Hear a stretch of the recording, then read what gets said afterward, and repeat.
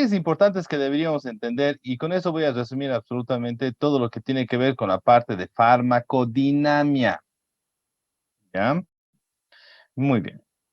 En primer lugar, lo que estás viendo, si es que todavía no te has ubicado, estamos hablando de fármacos que actúan sobre la síntesis de ácidos nucleicos.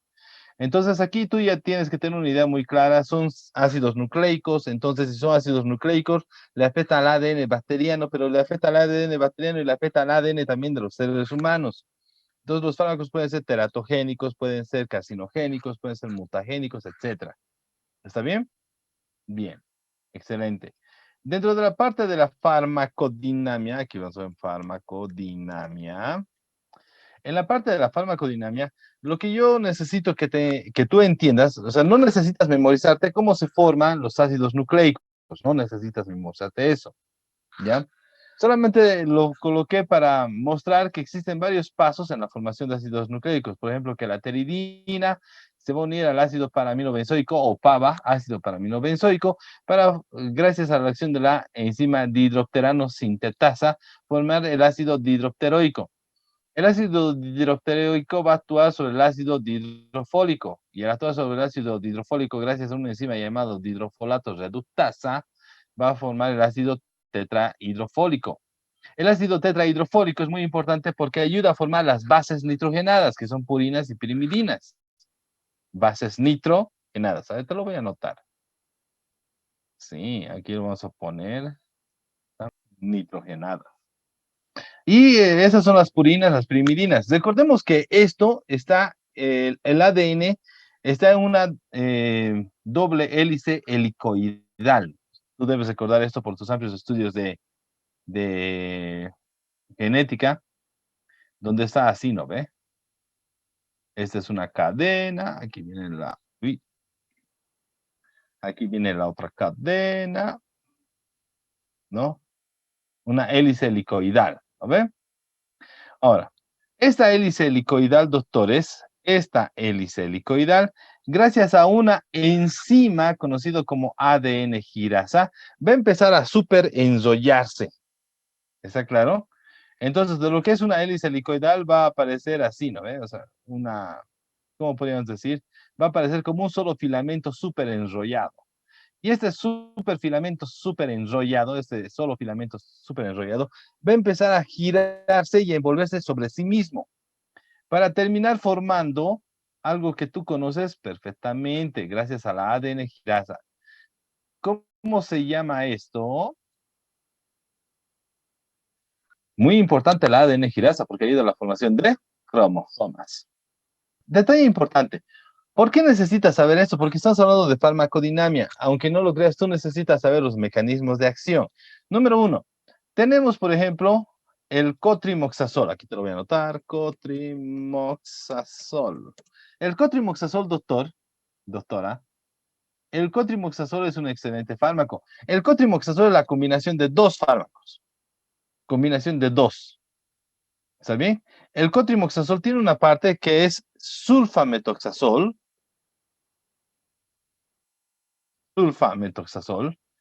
y la otra parte es el trimetoprim,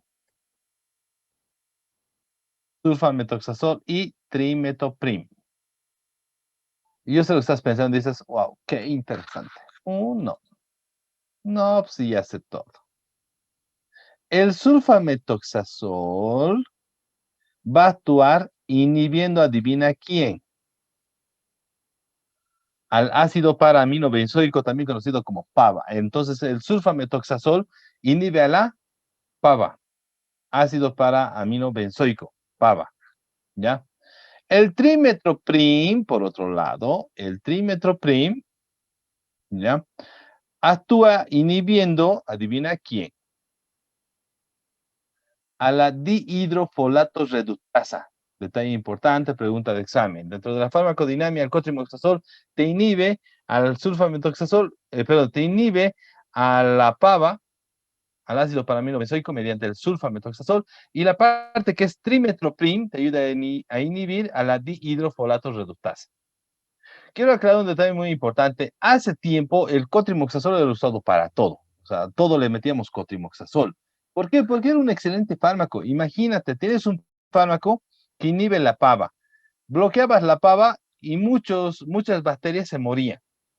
Y si no lograbas bloquear la pava, se bloqueaba la de hidrofolatos reductasa. Entonces tenía dos mecanismos de acción. Dos mecanismos de acción. Entonces hace tiempo se le daba a todo. Literalmente le daban el fármaco a todo. ¿Cuál es el problema? Que ha generado mucha resistencia bacteriana. ¿Ya? Entonces, actualmente tiene indicaciones bastante precisas.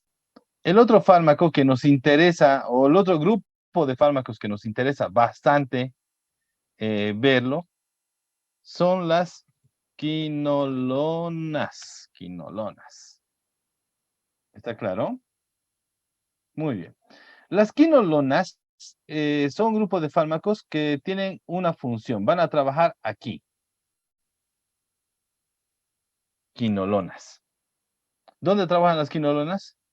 Sobre la ADN girasa. Significa que la quinolona tiene, y también va a trabajar no solamente sobre la ADN girasa, sino que trabaja también sobre otra enzima más, ¿ya? Que se conoce con el nombre de topoisomerasa 4. Ya sabes, yo ya sé que tú sabes que ya sabes qué significa, ¿cierto? Entonces, detalle importante. La idea es que las quinolonas, número uno, van a bloquearte a la ADN girasa. Si te bloquean a la ADN girasa, significa que van a intentar hacer lo posible para que no haya cromosomas. No deja que funcionen los cromosomas, no deja que se formen cromosomas. Pero la quinolona no solamente trabaja en la ADN girasa, bloqueando a la ADN girasa, sino que además de eso va a intentar bloquear a una enzima conocida como la topoisomerasa 4. Yo sé lo que estás pensando y yo sé que tú sabes lo que yo sé que sabemos que vamos a hacer, ¿no ve? Sí. La topoisomerasa 4 es para esto. A ver, déjame dibujar un poquito. No te pongas todavía impaciente. ¿Ya?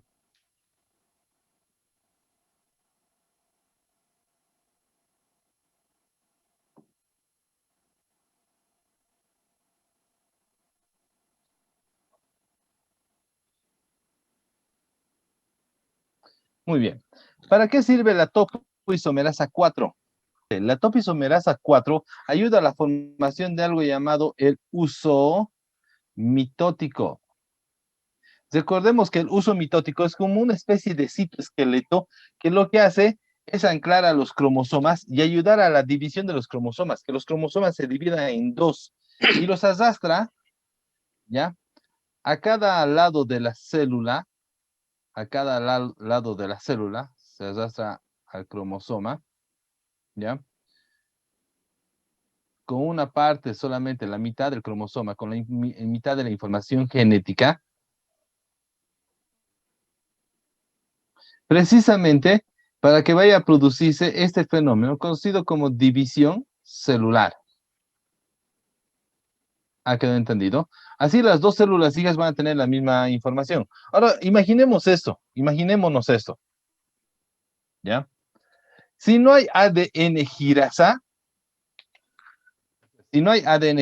si bloquea el ADN girasa, primer detalle importante, no cromosomas, ¿ya? Si no hay cromosomas, ¿habrá división celular?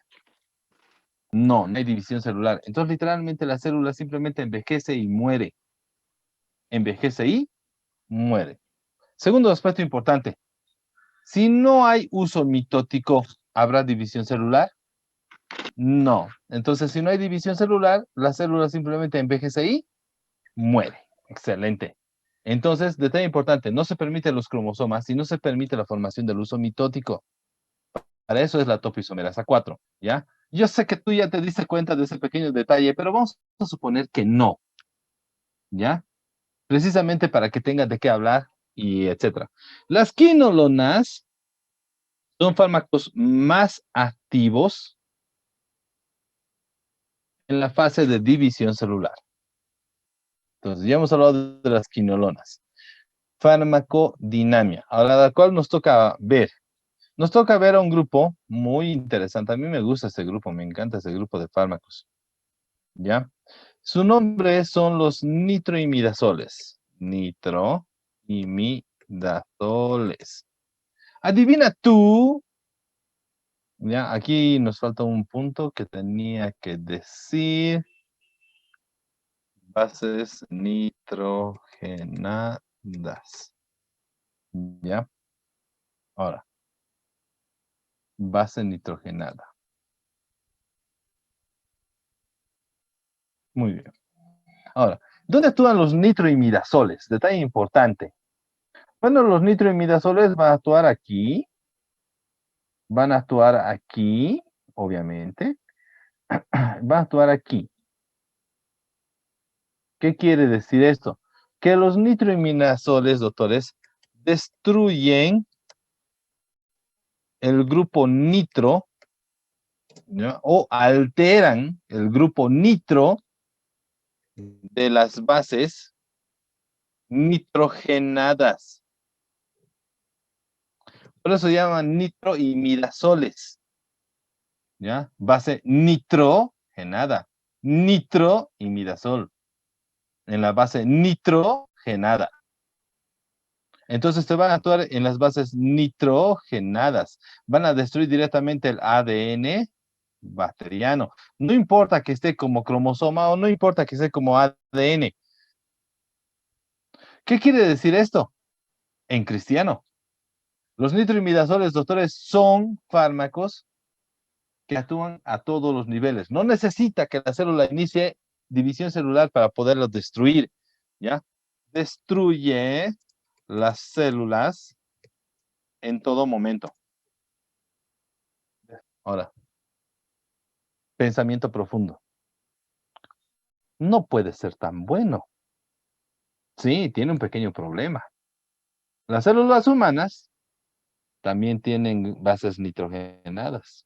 No distingue, no sabe cuál es buena, cuál es mala. Lo único que sabe el fármaco es que donde hay base nitrogenada, la va a destruir, la va a alterar, la va a convertir en un compuesto tóxico. ¿Ha quedado entendido? La destruye, la altera, la convierte en un compuesto tóxico y eso termina matando a la bacteria y también termina destruyendo o lastimando a las células humanas.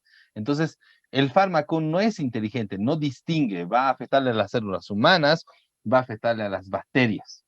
La idea está en que mate mayor cantidad de bacterias que células humanas. ¿Está claro? La idea es que sobreviva la mayor cantidad de nuestras células humanas, igual que en la quimioterapia. El último grupo que nos toca, solamente lo voy a mencionar, no lo vamos a escribir, son el grupo de las rifamicinas. Las rifamicinas, doctores, van a terminar destruyendo también directamente el ADN bacteriano. Es un fármaco sumamente tóxico también para las células humanas y actualmente solamente se lo utiliza para el tratamiento de la tuberculosis. Rifampicina. Nos toca hablar del cotrimoxazol. ¿Cómo vas a utilizarlo? Cuando hablamos del cotrimoxazol, lo primero que hay que entender es lo siguiente. Antes el cotrimoxazol era utilizado para todo. Es la combinación de dos, sulfametoxazol y trimethoprim. Antes era usado para todo, literalmente hablando todo. Paciente que venía con faringitis, o sea, paciente que venía en sus indicaciones hace 30 años, era utilizado para las faringitis bacterianas, las amigdalitis. Eran utilizados para incluso tratamiento de la neumonía. Era utilizado incluso para el tratamiento de la sepsis. Eran utilizados para el tratamiento de las ITU, infecciones del tracto urinario, bacterianas, obviamente. Y era utilizado para las infecciones gastrointestinales. Excelente fármaco. Entonces se le daba literalmente a todo. Todo lo que llegaba le daban cotrimoxazol.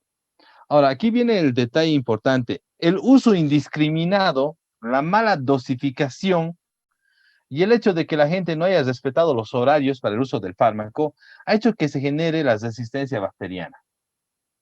Entonces, actualmente no le damos a todo.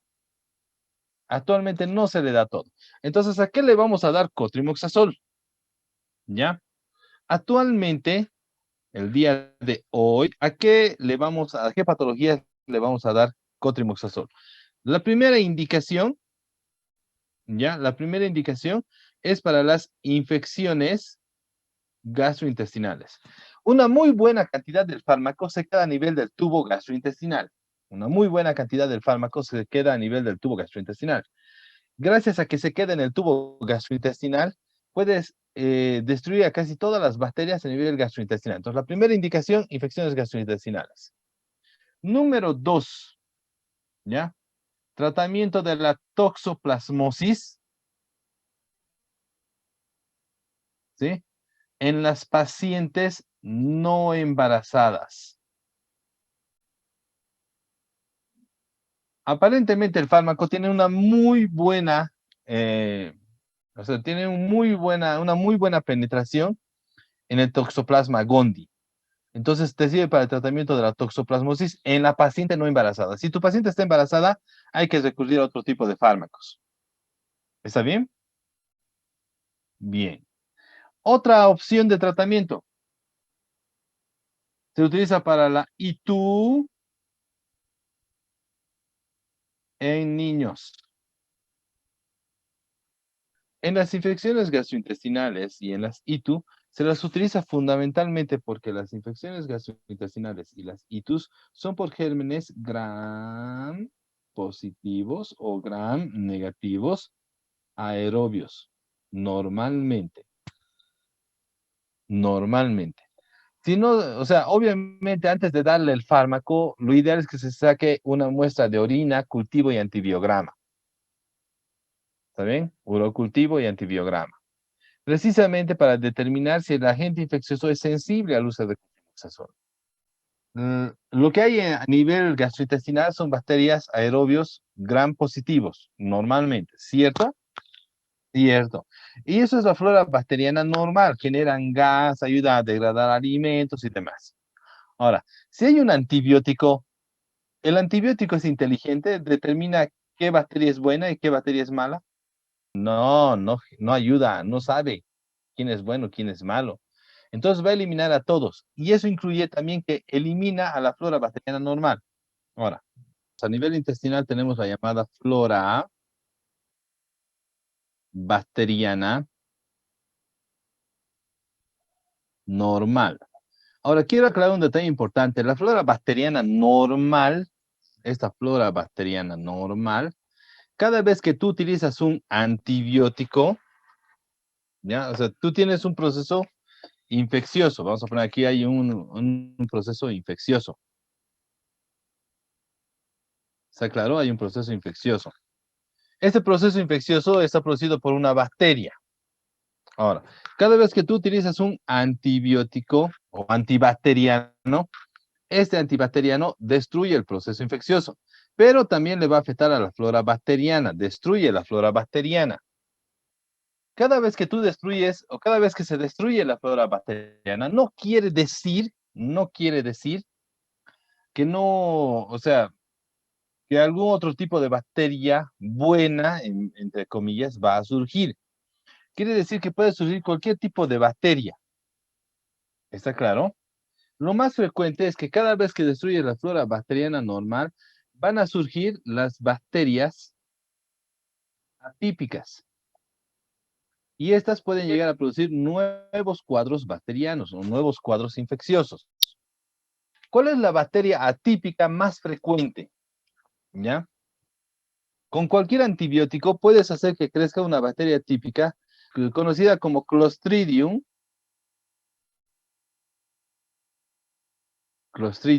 difficile. ¿Ha quedado entendido? El Clostridium difficile es una bacteria atípica. En cuanto a la flora bacteriana baja, el Clostridium difficile empieza a crecer.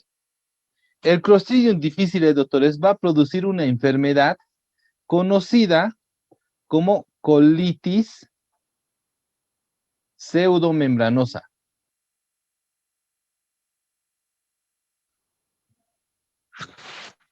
Colitis pseudomembranosa.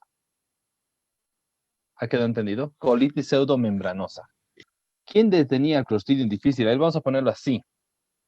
¿ya? Para que se me entienda. Aquí usted tiene una bacteria saprófita, bacteria saprófita, bacteria saprófita, bacteria saprófita, más bacterias saprófitas, más bacterias saprófitas, ¿ya? Y en medio de todas las bacterias saprófitas, un Clostridium difficile. ¿Me dejo entender? Ahora vamos a poner así. Digamos que tú tienes tu pandilla, ¿ya? Tú tienes tu pandilla. Y hay un cuate que quiere hacerse jefe y empieza a convencer a uno, a otro para que lo apoyen y que él sea el jefe. Entonces es lo que hacen es esto de las bacterias. Si el jefe descubre que hay uno que está queriendo crecer, descubre que están creciendo y ¿qué hace? ¿Sabes qué? No es nada personal, solo son negocios. Entonces, ¿quién se encarga de que no vuelva a crecer, que no crezca mucho el Clostridium difficile? Son las otras bacterias. Ahora, este es el chiste. Tú vas a utilizar un antibiótico y vas a matar a las bacterias, a estas bacterias, que son las buenas que te defienden. Entonces, el momento que los eliminas, el Clostridium difficile empieza a crecer, ¿ya? No le hace tanto efecto a nuestros antibióticos, ¿ya? Porque normalmente el Clostridium difficile es un gran negativo anaerobio, por así decirlo, ¿ya? Entonces, ahí es donde se va a producir esta enfermedad conocida como colitis pseudomembranosa por el crecimiento de Clostridium difficile. Se caracteriza porque el paciente va a tener diarrea, diarrea, diarrea, no mejora con ningún antibiótico. Entonces nosotros nos fijamos y tiene placas blanquecinas en todo el colon. Es Clostridium difficile, colitis pseudomembranosa. Ahora, detalle importante, pregunta de examen, cuidado que te la estés tarreando. ¿Cuál es el tratamiento de elección en caso de infección por Clostridium difficile o, mejor dicho, colitis pseudomembranosa? ¿Cuál es el tratamiento de elección? Bueno, el tratamiento de elección, ¿ya? Es metronidazol. El metronidazol elimina a todas las bacterias, incluidas al Clostridium difficile. Debido a que eliminas la flora bacteriana normal, la idea es de que una vez termines tratamiento antibacteriano, tienes que hacer restitución de la flora. Ahora, cuando se trata de hacer restitución de la flora bacteriana, ¿ya? Tienes varios mecanismos para hacer la restitución de la flora bacteriana. El primero es el que optan todos. Dicen, ¿sabe qué? Lleve su vida normal y el paciente ¿qué hace? Come normal y piensa que la comida, solo la comida ya va a restituir la flora y a veces no es cierto. ¿Está claro? Entonces, ¿qué es lo mejor que puedes hacer? Lo mejor que puedes hacer es restituir la flora de forma natural. Entonces, intentar buscar, por ejemplo, yogurt. Muchos de los yogurts vienen con lactobacilos y los lactobacilos ayudan a repoblar la flora bacteriana normal. ¿Está bien? Sí. ¿Han escuchado hablar del yogur griego? Uno que no tiene azúcar. Ese es excelente para Sí, sí. repoblar la flora bacteriana y también para hacer dieta. Número uno. Número dos, ¿no te gusta el yogur griego? No hay ningún problema. Aquí en Bolivia tenemos una empresa que se llama Lácteos Pairumani, que tiene una granja acrobiológica. El mejor sabor, mejor, el más tolerado y el más natural que existe. ¿Ha quedado entendido? Sí, las vacas de donde sacan el lácteo precisamente para hacer los yogurts son especiales. No es como la vaca que encuentras en el campo aquí en Cochabamba, nada. Sí, alimentación especial, régimen de ejercicio. Yo he ido a la granja acrobiológica, he visto a la vaca y no, oye, qué envidia. Creo que esa vaca hace flexiones abdominales, levanta pesas, todo. Come bien. O sea, qué envidia. ¿Ya? Número uno. Ya, tu paciente no quiere consumir yogurt porque le gustan las medidas un poquito más científicas, por así decirlo. Entonces, lo que podemos hacer es utilizar probióticos. Son fármacos que van a estimular la formación de la flora bacteriana. Aquí en Cochabamba, en Bolivia, tenemos básicamente tres tipos de probióticos que son los más utilizados. No voy a decir que no hay más, hay más. ¿ya? Pero son los más utilizados. En primer lugar tenemos al probiótico, ¿ya? Luego tenemos al Florestor. Y luego tenemos a la enterogermina. ¿Ha quedado entendido? Ahora, tienes que saber cómo funciona. Primero, el probiótico viene con 4 tipos de lactobacilos. 4 tipos de lactobacilos. ¿Está claro? Es el más completo. El Florestor viene con 2 tipos de lactobacilos y la enterogermina viene con 2 tipos de lactobacilos. ¿Está bien? 2 tipos de lactobacilos. Ahora, la enterogermina se utiliza normalmente en niños menores de 2 años. Es para los menores de 2 años de edad. ¿Sí?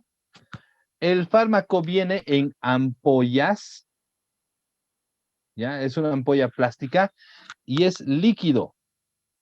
Entonces tú le puedes dar el medicamento disuelto en agua, le puedes dar el medicamento disuelto en leche, incluso le puedes dar el medicamento puro, ¿ya? Una cosa muy interesante, a mí me encantaba a mi hijito porque él estaba mal del estómago, ¿ya? Y al principio le dábamos en la mamadera, luego él veía la ampolla y nosotros lo único que hacíamos era eso. Rompíamos la ampolla que es plástica, de silicona, rompíamos y él agarraba la ampolla y se lo tomaba directito de la ampolla. Es muy tolerable para los niños, ¿ya? Y esto se da solamente uno cada 12 horas. Listo. Estamos hablando para los menores de 2 años. El Florestor, doctores, está reservado para los 12 años en adelante. 12, perdón, 2 años en adelante. ¿Está claro? Y viene en sobres, viene en comprimidos, cápsulas. Yo te recomiendo que le des el sobre. Se disuelve en agua y funciona mucho mejor. Disuelto en agua funciona mucho mejor. Ahora, de los 2 años en adelante, cuando digo 2 años en adelante, queremos decir que puede ser a los 4, a los 6, a los 8, a los 20, a los 40, a los 50, a los 60, cualquier edad de los 2 años para adelante. Normalmente puedes dar uno cada 12 horas o puedes darle uno cada 8 horas. ¿Ha quedado entendido? Tú defines eso. Normalmente 3 a 5 días de tratamiento son más que suficientes. ¿Está bien? Luego, por último, tenemos el probiótico. El probiótico viene con 4 tipos de lactobacilos. Se recomienda su uso de los 12 años en adelante. No le damos a los menores de 12 años, ojo, porque son 4 tipos de lactobacilos. Entonces, generar su recrecimiento bacteriano es más sencillo. ¿Ha quedado entendido? Y normalmente le damos una dosis cada 12 horas o incluso uno cada 8 horas.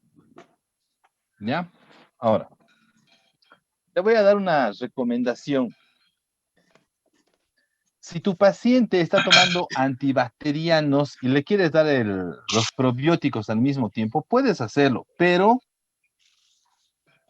dale el fármaco alejado, o sea, dale el probiótico alejado del antibiótico. ¿Ya? Por ejemplo, tu paciente toma ahorita su probiótico y dentro de 15 minutos tiene que tomar su antibacteriano. Error.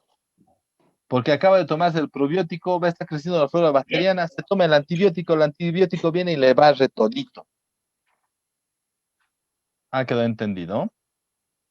Entonces, dile, si le vas a dar al mismo tiempo, en el mismo horario, dale primero el antibiótico, media horita después que tome su probiótico. Eso sí va a ser más efectivo. El cotrimoxazol, doctores, el cotrimoxazol, ¿ya? Viene en distintas presentaciones, ¿ya? Presentaciones. ¿Qué te lo ponen? Presentaciones. Básicamente, aquí en Bolivia vamos a encontrar 2 presentaciones. 2. ¿Está bien? En la primera presentación tenemos la suspensión o jarabe. O jarabe. La suspensión o jarabe, eso tienes que tenerlo en cuenta, viene de 240 miligramos por cada 5 ml de suspensión. Quiere decir que en 5 ml hay esos 240. Y el otro viene de 400 80 miligramos por cada 5 ml de suspensión. Yo sé lo que estás pensando. ¿Ya? Sí, sí, yo sé lo que estás pensando. Ahora, aclaro esto. Hemos dicho de 240, ¿cierto? Ahora, yo sé lo que estás pensando. Dices, ¿por qué está anotando 240? ¿Ya? Anotamos 240, doctores. ¿Por qué? Porque estos 200 es sulfametoxazol. ¿Está bien? Sulfametoxazol. Esos 200 es sulfametoxazol. Estos 40 es trimetoprim. ¿Ha quedado entendido? Si yo te digo que el fármaco es de 480, ¿ya? 480. ¿Cuánto de esos 480 es sulfametoxazol? 400, excelente. Siempre se anota primero el sulfametoxazol, 400. ¿Y cuánto de ese de ese cotrimoxazol es trimetoprim? 80, excelente, 80, listo. Siempre anotamos primero el sulfametoxazol y después anotamos barra el trimetoprim. No puedes anotar, mira, si tú me anotas 240, te dejo de turno. ¿Está claro? Prohibido, no, tiene que haber la diferencia. Si tú me anotas 480, te dejo de turno. Está mal, tienes que anotar 400/80, porque tienes que demostrar que son dos fármacos y no uno. Para los niños, la suspensión. Ahora, para los adultos, aquí vamos a poner adulto, se recomienda que utilices hay comprimidos, ¿ya? Y los comprimidos o también las cápsulas, vienen de 480 miligramos y el que me encanta a mí, el de 800, 160 miligramos. 800, 160 miligramos. Normalmente utilizamos el fármaco a partir de los 6 meses ya puedes usar. Ahora pregúntame por qué. Pregúntame por qué. Porque a partir de los 6 meses comienzan las infecciones bacterianas. Entonces, no sé si ustedes sabrán, pero en menores de 5 años es muy frecuente la infección bacteriana, que es gastrointestinal, que puede producir alteraciones serias. Produce enfermedad diarreica aguda en menores de 5 años. Y si tu niño tiene menos de 2 años, el niño puede morir. Dosis, ¿ya? Dosis. Te voy a dar un consejo, agarra lo que es gratis. Si vas a utilizar en los niños, la dosificación es simple, doctores. Si vas a utilizar el sulfametoxazol, si vas a usar el sulfametoxazol, la dosis es de 40 miligramos por kilogramo de peso día. ¿Está bien? 40 miligramos por kilogramo de peso día. Si vas a usar el trimetoprim, ¿ya? Hay que darle 8 miligramos por kilogramo de peso día. ¿Está claro? Si vas a usar en un paciente adulto, aquí te lo voy a poner, adulto, normalmente se utilizan para las infecciones gastrointestinales. ¿Está bien? Para las gastrointestinales. Entonces, normalmente le damos la de 480, uno cada 8 horas, si es gastrointestinal, infección gastrointestinal, o le damos 800, 160, uno cada 12 horas. Solamente usamos para eso. Ejemplo. Digamos que tenemos un niño, viene con una infección gastrointestinal, ¿ya? ¿Cuánto quieres que pese el niño? Bueno, niño o niña. 17 kilos. Muy bien. Vamos a decir que el niño pesa 17 kilogramos. ¿Está bien? Bien. Vamos a hacer primero la dosificación con el sulfametoxazol. El sulfametoxazol tienes que dar a razón de 40 miligramos por kilogramo de peso día. ¿Está bien? Entonces, lo primerito que vamos a hacer es multiplicar 17 por 40. ¿Cuánto es el resultado? 680 miligramos que tiene que recibir en todo el día. ¿Quieres darle en 2 o en 3 dosis? 3 dosis. Entonces, estos doctores dividimos en 3 dosis para ser utilizado cada 8 horas. ¿Cuánto va a salir? Entonces, el resultado es de 225 miligramos. Bien. Ahora, mi pregunta es, ¿cuál jarabe quieren utilizar? ¿Ya? Por 5 ml. Yo te voy a recomendar que utilicemos el de 400. ¿Ya? Te voy a recomendar que utilicemos este. Ahorita me vas a entender por qué. ¿Está bien? Muy bien. ¿Cuánto sulfametoxazol tiene el jarabe de 480? Este jarabe tiene 400 miligramos de sulfametoxazol en 5 ml. ¿Cierto? Cierto. 225 miligramos, ¿en cuántos ml va a estar? Para los que no recuerden, es 225 por 5, el resultado lo dividimos entre 400. 2.8 miligramos. ml. ¿Está bien? Acabamos de convertir peso en volumen. Entonces, 2,8 ml. Redondeando puede ser 3 ml. ¿Ha quedado entendido? Ahora, ¿por qué yo te he recomendado que trabajemos con el de 480? Entre, ¿cómo se podría decir esto? Para que usted pueda tener éxito con los niños, doctor, ¿ya? No basta con el carisma.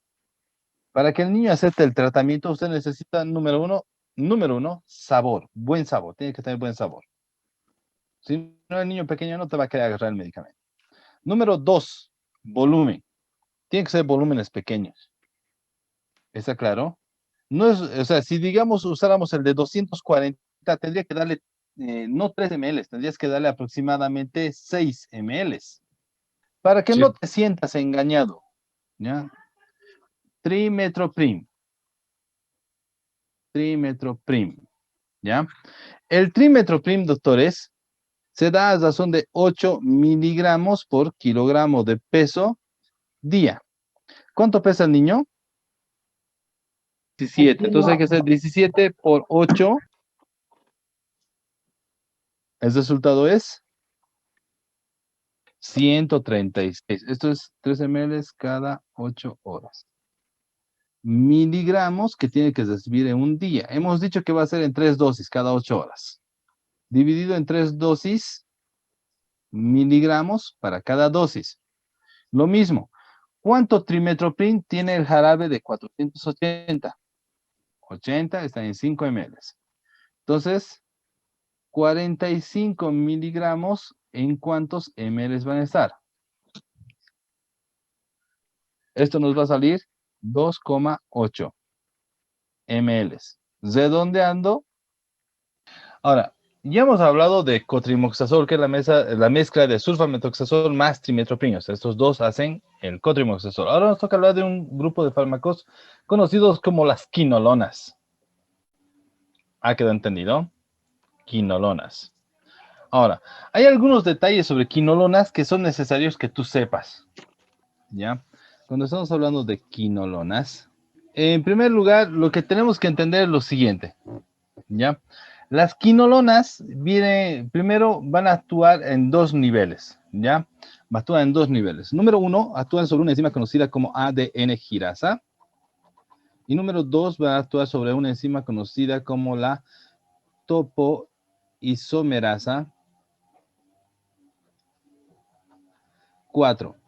Detalle importante, yo ya he hablado de esto. La ADN girasa ayuda precisamente a la formación de cromosomas.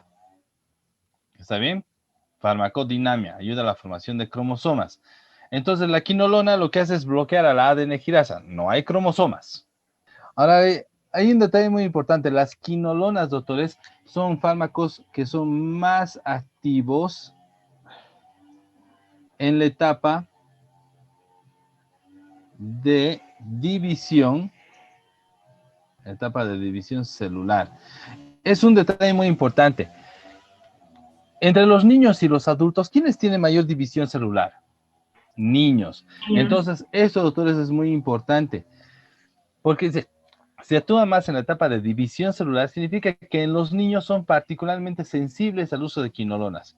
Ellos es mucho más sencillo que te vayan a desarrollar o que vayas a ver los efectos teratogénicos, mutagénicos, carcinogénicos y todos los efectos adversos que producen las quinolonas. Siguiente aspecto importante con respecto a las quinolonas. ¿Ya? Primero, las quinolonas se dividen en dos grupos, pero van a tener 4 generaciones. ¿Ha quedado entendido? Son 2 grupos de quinolonas, pero son 4 generaciones. Las características de las quinolonas no floradas, en relación a las quinolonas floradas, son las siguientes. La quinolona no florada, primero tienen vidas medias bajas, de corta duración. Eso, vida media corta. La resistencia es frecuente. ¿Está bien? Todos se defienden de la quinolona no florada. Todos aprenden a defenderse de la quinolona florada. No florada.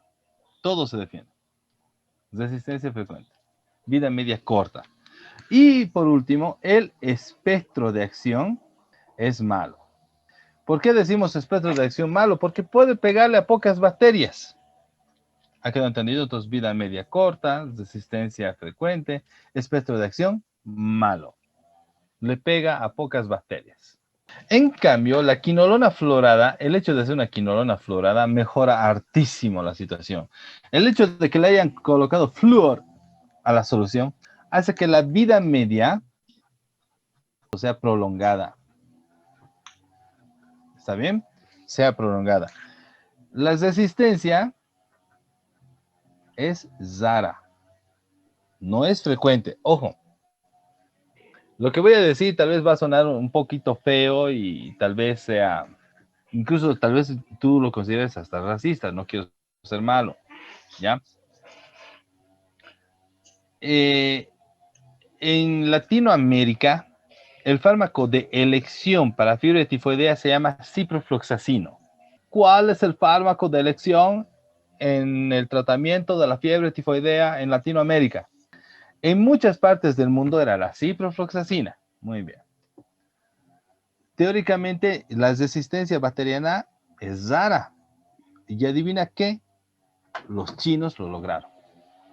Hay resistencia bacteriana, o sea, se ha presentado la resistencia bacteriana y es fundamentalmente en China. Nadie sabe cómo lo hicieron, pero lo hicieron.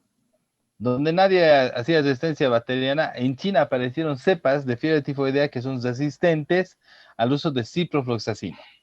Siguiente detalle importante. El hecho de haber tenido flúor en la solución ha hecho que esto, doctores, aumente de forma sustancial el espectro de acción. Si te lo estás preguntando, o sea, ¿por qué será importante eso? Porque, doctores, las quinolonas no floradas conforman la primera generación de quinolonas.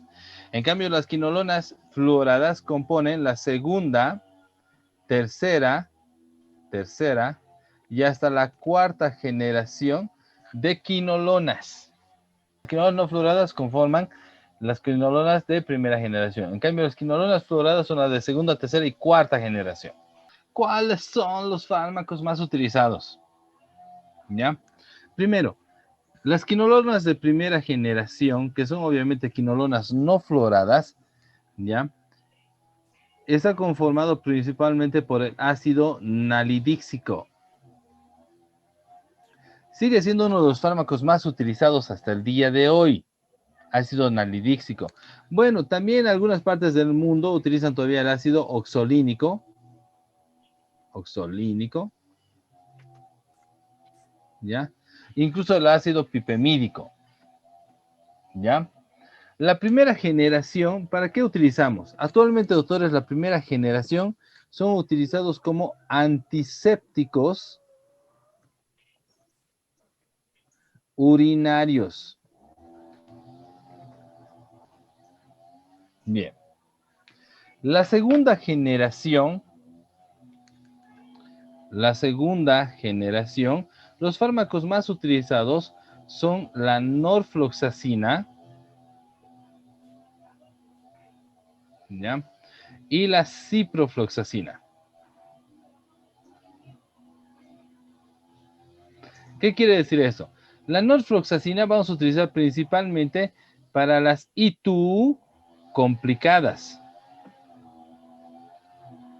¿Cuál es una ITU complicada? Infección urinaria alta. Te vas a dar cuenta de que es una infección urinaria alta porque el paciente viene con fiebre, número 1. A partir de la invasión en la vejiga ya viene fiebre. Pero además de la fiebre puede venir con astenia, anorexia, vómitos, malestar general.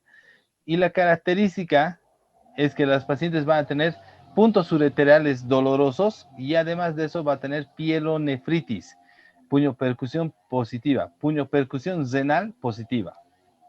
¿Está bien? Ahí nos damos cuenta. Muy bien.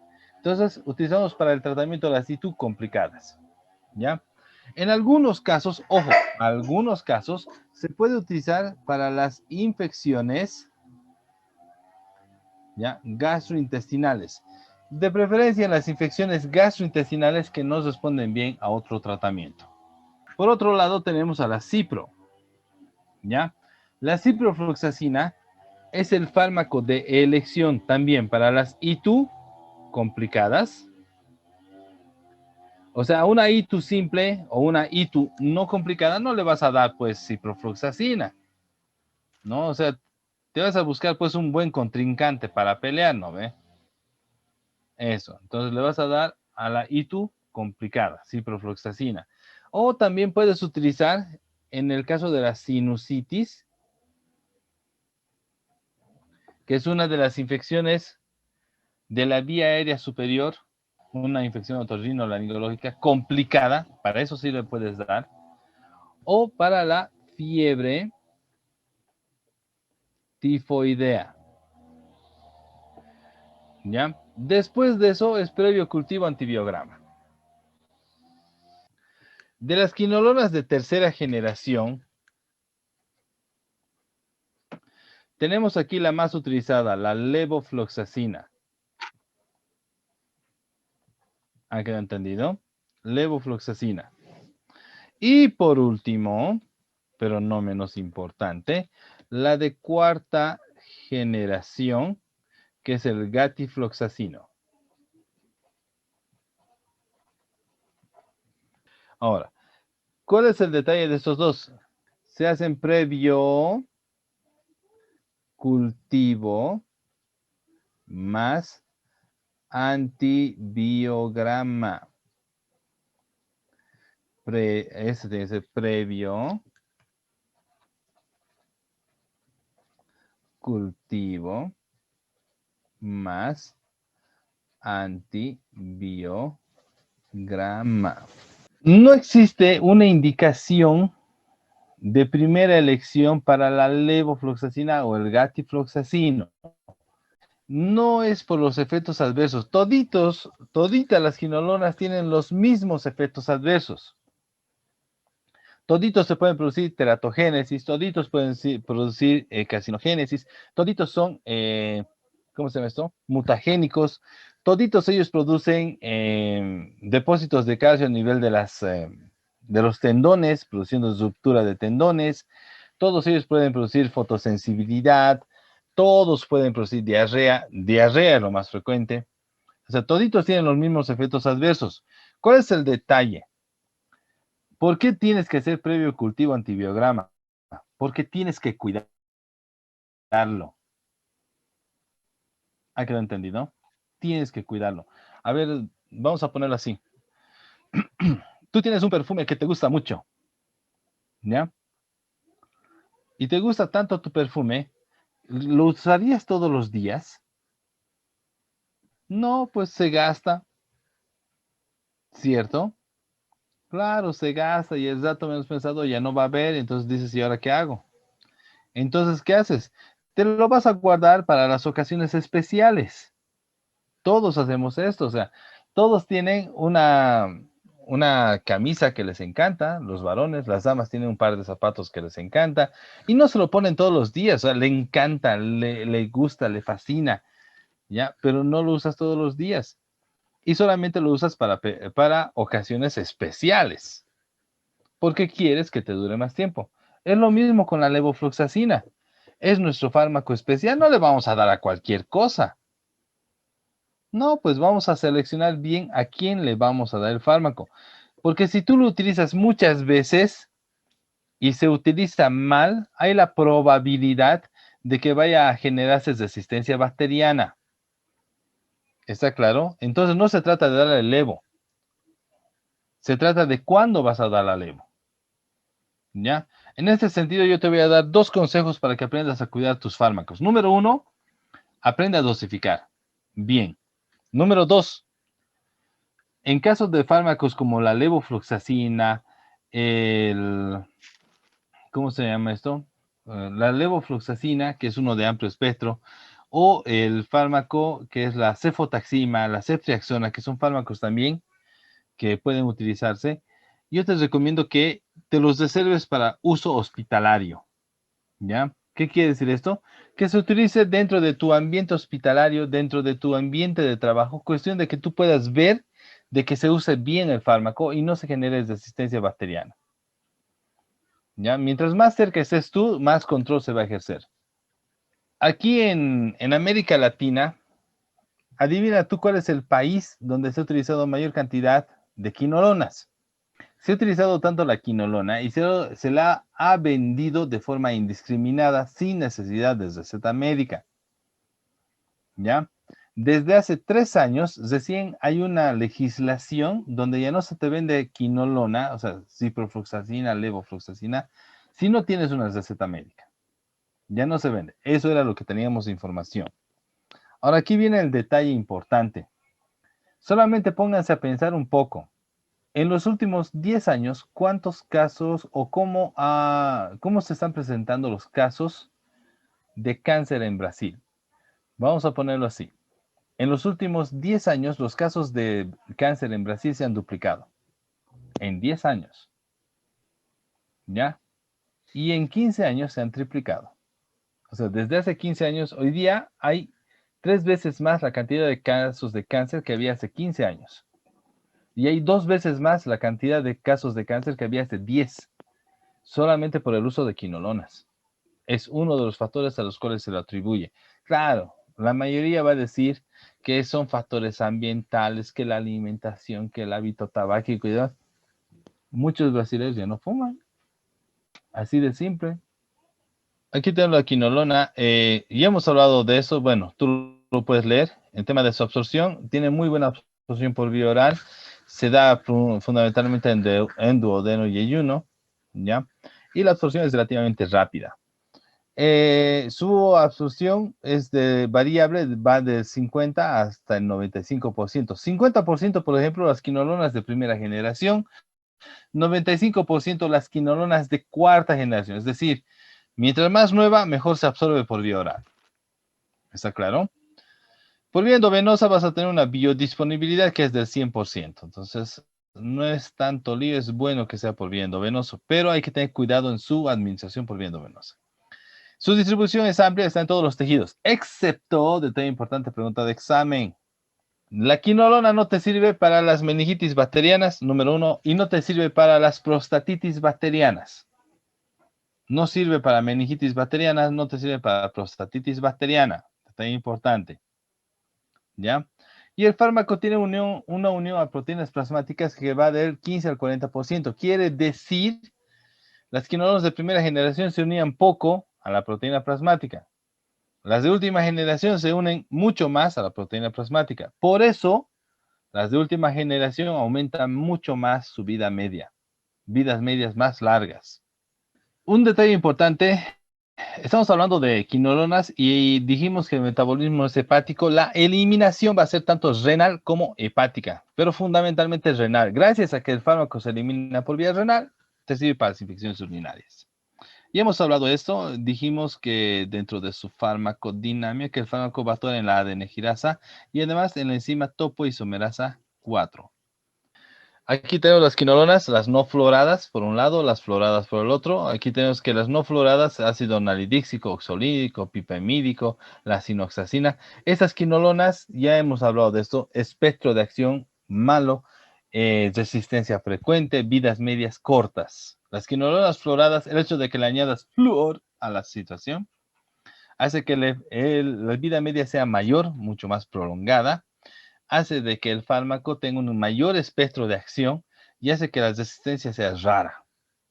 Y aquí tenemos norfluxacina, ciprofluxacina de segunda generación, la levofluxacina de tercera generación, el gatifluxacina que es de cuarta generación. La ofluxacina, perfluxacina, enoxacina son también de segunda generación, pero no son fármacos muy utilizados. ¿Ya? Ahora pregúntame por qué. Qué curioso, pensé que no ibas a preguntar, pero te voy a decir. ¿Ya? Lo que estás viendo acá, las quinolonas actualmente son consideradas la última línea de defensa para la tuberculosis. A ver, existe la tuberculosis resistente, está en todos los países. En todos los países hay tuberculosis resistente. Quiere decir que de los 4 fármacos que hay para la tuberculosis, hay uno que no sirve. La tuberculosis resistente está en todos los países. De los 4 fármacos, uno no sirve. Luego tenemos la tuberculosis multiresistente. ¿Qué quiere decir? Que de los 4 fármacos hay 2 fármacos a los cuales la bacteria es resistente. O sea, solamente sirven 2. ¿Ya? Y actualmente hay 2 países en todo el planeta que tienen la tuberculosis ultra resistente. ¿Ya? ¿Qué quiere decir? Que de los 4 fármacos de primera línea no sirve ninguno. De los fármacos de segunda línea no sirve ninguno. Estos pacientes se los trata previo cultivo antibiograma. Y adivina tú cuáles han sido los fármacos que han demostrado tener efectividad contra la bacteria que es tuberculosis ultra resistente. Entonces, estos fármacos se los reserva para el tratamiento de la tuberculosis ultra resistente, previo cultivo antibiograma. ¿Ya? Ahora, si la bacteria puede ser eliminada también con cipro o puede ser eliminada con nor, perfecto, lo eliminamos. Muy bien, sigamos. Aquí está la primera generación. La primera generación, gran negativos aerobios. Es un antiséptico urinario. La segunda generación, gran positivos, gran negativos aerobios y micobacterias. ¿Ya? Tiene una acción muy baja contra los anaerobios, pero todavía tiene acción. La tercera y cuarta generación, gran negativos, gran positivos, anaerobios, algunos aerobios y patógenos atípicos, incluidas las micobacterias. Por este detalle de que la segunda y tercera y cuarta generación son buenos para micobacterias, es que ahora se ha convertido en la línea omega, la última línea de defensa para la tuberculosis ultra resistente. ¿Está claro? Entonces, no te olvides, si tenemos paciente con tuberculosis ultra resistente, quinolonas es una muy buena opción previo cultivo antibiograma. Cuando decimos que tienen vidas medias largas, vamos a recordar ciertos aspectos que son muy importantes dentro de la parte farmacológica. ¿Ya? ¿Qué es la vida media? El término vida media es un cálculo matemático en el cual nos ayuda a entender el tiempo en el que el cuerpo elimina el 50% del fármaco, elimina el 50% del medicamento de nuestro sistema. Un detalle muy importante sobre lo que es la vida media. Número 1, ¿ya? Número 1.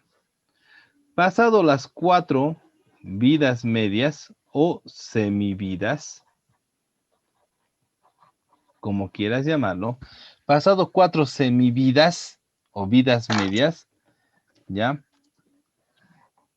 La concentración del fármaco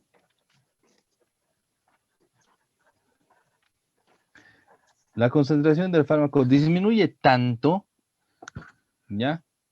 Que se pierde efectividad clínica. Entonces, ¿qué te quiere decir esto? Que normalmente nosotros reemplazamos o sustituimos el fármaco cada 4 vidas medias. O sea, si te decimos, tienes que darle el fármaco cada 8 horas, te estamos diciendo que en 8 horas se han pasado 4 vidas medias. Entonces, una vida media puede ser de 2 horas. 4 vidas medias son 8 horas. Entonces, cada 8 horas hay que restituir el fármaco. Muy bien. Si yo te digo que la vida media del fármaco es de 6, o sea, es de 1 hora y media, ¿cada cuántas horas hay que darle la dosis? Eso, cada 6. 6 Ah, horas. sí. Porque en 6 horas se van a cumplir 4 vidas medias. Muy bien. Número 2.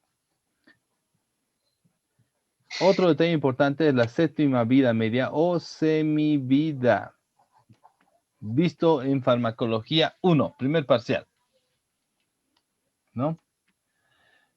¿Qué pasa a la séptima vida media?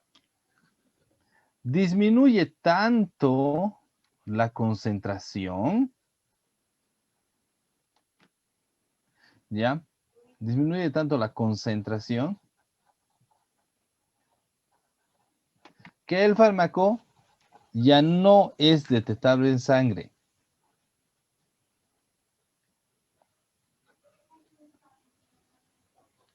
Disminuye tanto la concentración que el fármaco ya no es detectable en sangre. ¿De cómo sabemos todo esto? Gracias a las pruebas antidoping. Sí, es la contribución del deporte hacia la medicina. Así sabemos cuándo es detectable y cuándo no. Bien.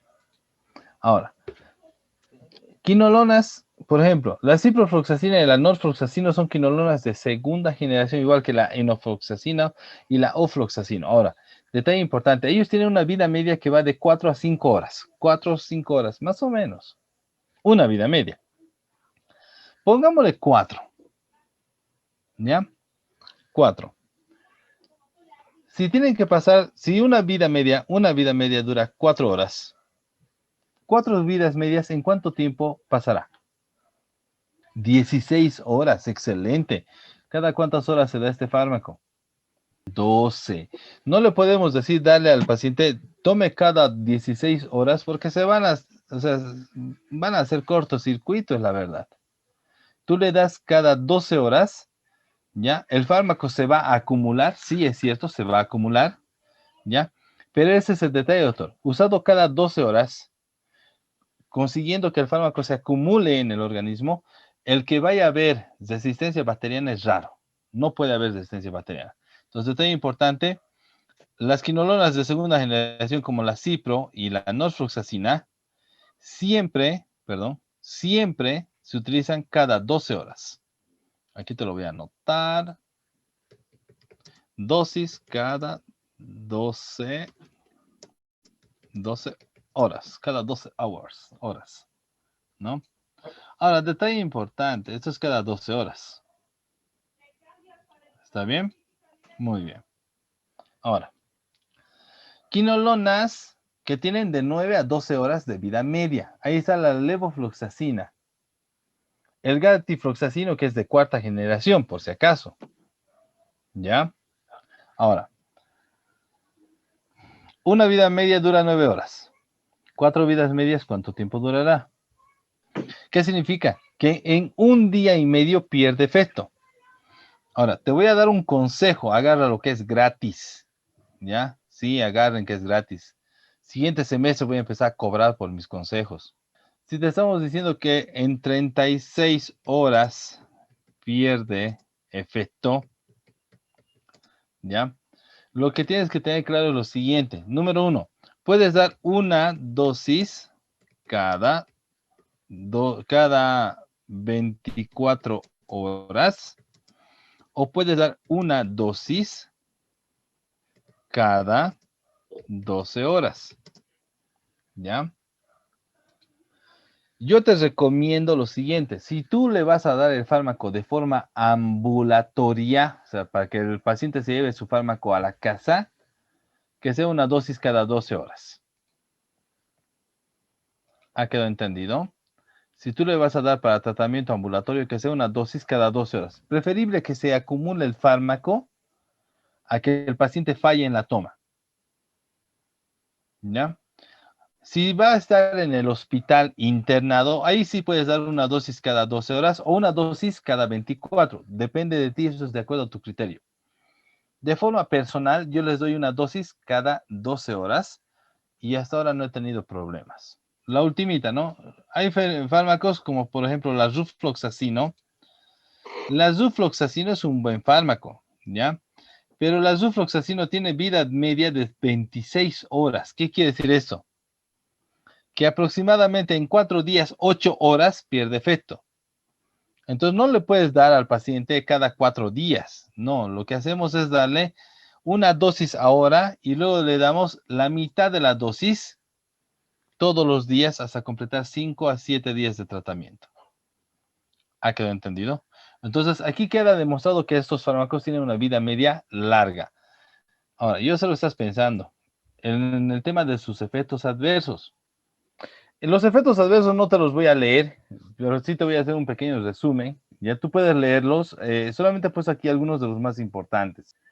Se ha podido evidenciar que las quinolonas pueden producir artropatías, alteraciones en las articulaciones y pueden producir tendinitis y ruptura del tendón de Aquiles. Ojo, al decir tendinitis puede afectarle a cualquier tendón, a cualquiera, ¿no?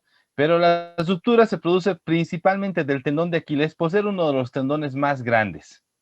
En este tema de la tendinitis y la ruptura del tendón de Aquiles que produce, obviamente, las quinolonas, esto lo puede producir cualquiera de las quinolonas. Todas las quinolonas hacen esto precisamente porque hay una acumulación de calcio a nivel de los tendones. Todas las quinolonas pueden producir nefropatía. O sea, está bien, pueden producir una nefropatía. Ahora quiero aclarar un detalle muy importante con respecto a la nefropatía. ¿Ya? Puede producirse un daño acumulable. ¿Qué quiere decir daño acumulable? ¿Ya? Que paulatinamente van a irse dañando poco a poco las células, pero una vez que suspendes el fármaco, todos pensarían que las células vuelven a la normalidad y eso, doctores, no es cierto. No vuelven a la normalidad, sino que van a seguir dañadas, van a continuar dañadas. Y mientras más tiempo uses quinolonas, mientras más veces uses quinolonas, más se acumula el daño. ¿Ha quedado entendido? Entonces, este es el detalle y es muy importante. En muchos países se da quinolonas de forma indiscriminada. ¿Ya? Sí, yo tengo un colega, ¿ya? Que a todo le mete el levofloxacino. A todo le mete el levofloxacino, es más, yo creo que él agarra y dice, a ver, infección urinaria, levofloxacino, infección gastrointestinal, levofloxacino, infección de la vía aérea, levofloxacino. ¿Qué le damos en el desayuno? Levofloxacino, o sea, todo levofloxacino es increíble. Entonces, no es así. Produce daño renal y el daño viene a ser acumulable. Sí, siguiente detalle importante. Estos fármacos van a producir alteraciones psiquiátricas, ¿ya? Y van a producir eventos neurológicos. ¿Ha quedado entendido? Quiero aclarar un detalle importante. Una alteración psiquiátrica es una alteración en la percepción. ¿Está claro? Es una alteración de la percepción. Entonces, por ejemplo, el paciente puede tener delirium, ver cosas, pensar cosas, hacer cosas, despersonalización, diciendo que esta no es mi vida, que yo tenía una vida mejor, que yo tenía a mi esposa que era modelo de las, ¿cómo se llama estas? De las de Pablo Manzoni, que tenía un auto, ¿cómo se llama este carro? Súper potente. Una Hammer en mi casa es de 40 habitaciones, o sea, despersonalización, no, o sea, no asume su rol o lo que él está viviendo. Depresión, psicosis maníaco-depresiva, reacciones paranoides. Cualquier tipo de alteración en la conducta que tenga tu paciente lo está haciendo la quinolona. Ojo, si tu paciente tiene historial de enfermedades psiquiátricas en su familia, esto es mucho más rápido. ¿Está claro? Por ejemplo, el papá tenía antecedentes de depresión y el hijo ha empezado a sentirse triste todo el tiempo. Ojo, es la quinolona. Y eventos neurológicos, estamos hablando de cosas que vas a poder ver. Vas a poder ver, por ejemplo, que hace una crisis convulsiva. Vas a poder ver que está haciendo una crisis convulsiva, o te hace ataxia, o te hace parestesias, o te hace neuritis, etcétera. Todo tipo de alteraciones. ¿Está claro? Muy bien. ¿Hay más efectos adversos? Claro que hay más efectos adversos. ¿Ya? Puede producir toxicidad ocular, y al decir toxicidad ocular, un detalle importante, puede producir aumento de presión a nivel intraocular con glaucoma, y puede producir también alteraciones en la visión. ¿Ya? El paciente va a empezar a perder incluso la agudeza visual, hay que tener mucho cuidado. Al decir que produce alteraciones en la espermatogénesis, estamos diciendo que los espermatozoides, no tanto los óvulos, los espermatozoides, al hacer el proceso de división celular, no logran dividirse totalmente, entonces muchos de ellos van a tener información genética de más, o algunos van a tener información genética de menos. Entonces vas a tener todas las alteraciones que te han dicho en la espermatogénesis. Espermatozoides de 2 cabezas, espermatozoides con forma de cohete, espermatozoides ¿cómo se llama? Espermatozoides que parecen espermatosaurios, o sea, todo lo que te hayas imaginado, ya todo va a aparecer. Hay alteraciones en la espermatogénesis. Lo recomendable es que la pareja no tenga concepción en las siguientes 2 semanas o un mes. ¿Está claro? Muy bien, no haya concepción las siguientes 2 semanas, un mes. Entonces hay que decirles que no tengan actividad sexual, y si van a tener actividad sexual, que no haya concepción. No sé yo, que lance salvas, no sé, ni idea, ¿ya? Pero algo que se ingenie. Muy bien. Puede haber también efectos cardiovasculares. Al decir efectos cardiovasculares, puede haber arritmias, puede producirse alteraciones, ¿cómo se llama eso? En la conducción eléctrica, alteraciones en la fuerza de contracción del miocardio. Puede tener distintos tipos de alteraciones. Lo más complicado es que estos fármacos, recordemos, la lesión que ellos producen es acumulable.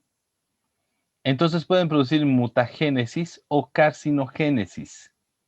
Son fármacos que predisponen al cáncer. Si en la familia del paciente tienen antecedentes familiares de cáncer, esto es más peligroso todavía.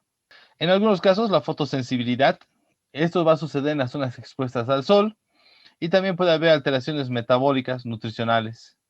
Lo puede haber leucopenia, eosinofilia, hemólisis, insuficiencia renal, etc. Hay un fármaco, detalle importante, no es, ¿cómo se puede decir eso? Sí es pregunta de examen, ¿ya? Se llama temafloxacino, ¿ya? En todos los países, la temafloxacino fue retirada. En todos los países. ¿Me he dejado entender? Ahora, ¿por qué motivo? La temafloxacina producía, ¿ya? Leucopenia, eosinofilia, hemólisis, insuficiencia renal, ¿ya? Coagulación intravascular diseminada, y llegaba a producir la muerte de los pacientes. La temafloxacina hacía esto, o sea, y esto hacía en aproximadamente el 30 al 50% de los pacientes. 30 al 50% de los pacientes desarrollaban esta coagulación intravascular diseminada y se moría. La temafloxacina tenía un muy buen espectro de acción. Era como la levofloxacina, ¿ya? Entonces, por ejemplo, en Bolivia temafloxacina no vas a encontrar porque fue retirada del mercado. Solamente como ejemplo, aquí tenemos un paciente que ha tenido ruptura del tendón de Aquiles. No sé si logran ver adecuadamente. Aquí está. Es bastante frecuente. Este paciente no estaba haciendo nada específico y es un paciente joven. Lo que pasó es que el paciente estaba caminando y simplemente se rompió el tendón. Y aquí tenemos un paciente que hizo fotosensibilidad en cuanto empezó a utilizar quinolonas. Salió al sol, fue a comprar el pan y eso fue todo. De todas las quinolonas, hay solamente 4 que necesitas aprender a utilizar. ¿Cuáles son estas quinolonas que tú necesitas aprender a manejar? Número 1, ¿ya? Número 1, tenemos al llamado ácido nalidíxico. El ácido nalidíxico, doctores, el ácido nalidíxico tiene una sola indicación.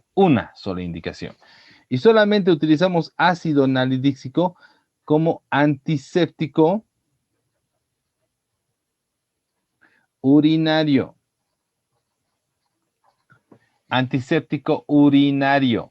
¿Ha quedado entendido? Nada más. No le damos a nada más, solamente es antiséptico urinario. Ahora quiero aclarar un detalle muy importante con el ácido nalidíxico. Normalmente las empresas farmacéuticas combinan el ácido nalidíxico con otros fármacos y te dice que se tiene que dar cada 12 horas o cada 8 horas. Primero, si vas a utilizar en un paciente adulto, ¿ya? En un paciente adulto, hombre o mujer, la dosificación es de 500 miligramos cada 6 horas. Cerrado, muerto. No hay negociación en esto. Esto de cada 12, cada 8 no existe. ¿Ha quedado entendido? Número 1. Si le vamos a dar a los niños, ¿ya? Niños, la dosificación viene desde dos puntos de vista. Número 1, ¿ya? Tenemos una dosis de ataque que se da el primer día de tratamiento. El primer día de tratamiento se da dosis de ataque. La dosis de ataque es de 55 miligramos por kilogramo de peso día.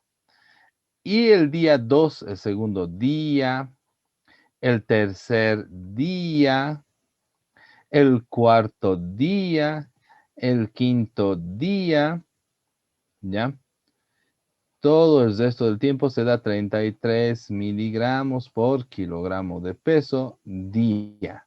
Si vamos a usar en el adulto, ¿para qué vamos a utilizar?